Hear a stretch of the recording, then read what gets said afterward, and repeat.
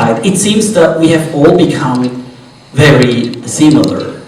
But when I actually talk to people over coffee during the break, I realize, well, they may all be wearing jeans and t-shirts, but when we talk about how they really feel about the world and what's wrong, what's right, what's nice, what's not so nice, there are quite substantial differences. So culture is probably a multi-layered construct where we have the outer layers that are quite similar, but when we look at how people really feel and think about the world, the differences are really quite substantial.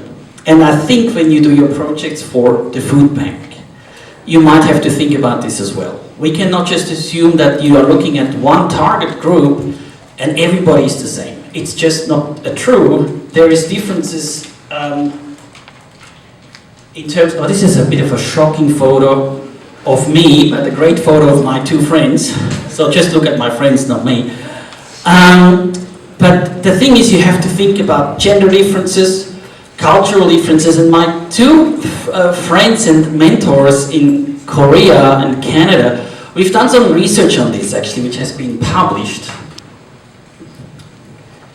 So one study, and this is probably my last point, is money, money, money.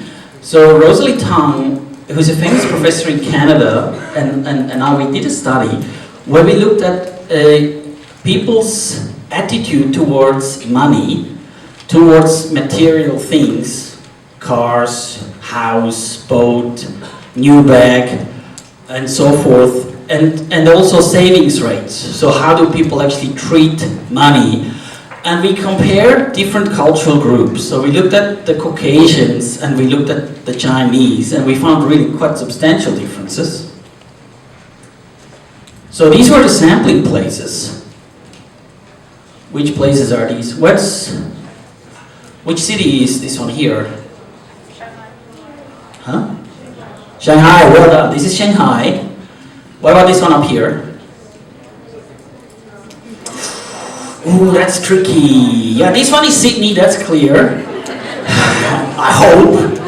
But what about that one? Oh. Singapore? Nah. It's not Dubai. It is Vancouver. Well done. This is Vancouver in British Columbia in Canada.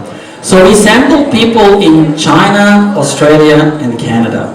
These were the sampling places. So we asked people in these parts of the world, which is geographically far apart, and we asked people how they treat money in terms of how much they save. Now this is a bit technical, but bear with me. If we look at what we call savings rate, so you could, if your income were to be $100,000, let's say, so what can we do with the money we earn? Spend or save? Exactly. Essentially, after taxes, which are quite substantial in some cases, unfortunately, we can actually do two things. You can spend the money, or you can keep the money. Simple. But it seems there are really substantial differences in terms of culture. Looking at the Caucasians, Australia and Canada, we can see the savings rate is around about 10 to 20%, meaning the Caucasians here save more or less between 10 and 20% of their income. The rest, party. Plus food prices have gone up. Yesterday I filled up my car, nearly fell over. 160 per liter now for petrol, so a lot of the cost of living is getting high. But if we look at the Chinese, in China, we can see the savings rate ranges between 30 and 45%, meaning the Chinese save much, much more. And when we look at the Chinese in Australia and Canada, we can see, for example, the Chinese in Canada, they seem to be much closer to the Chinese in China than the Caucasian in Canada. But this group was actually born and raised in Canada. Why do you think that is the case? Can you elaborate?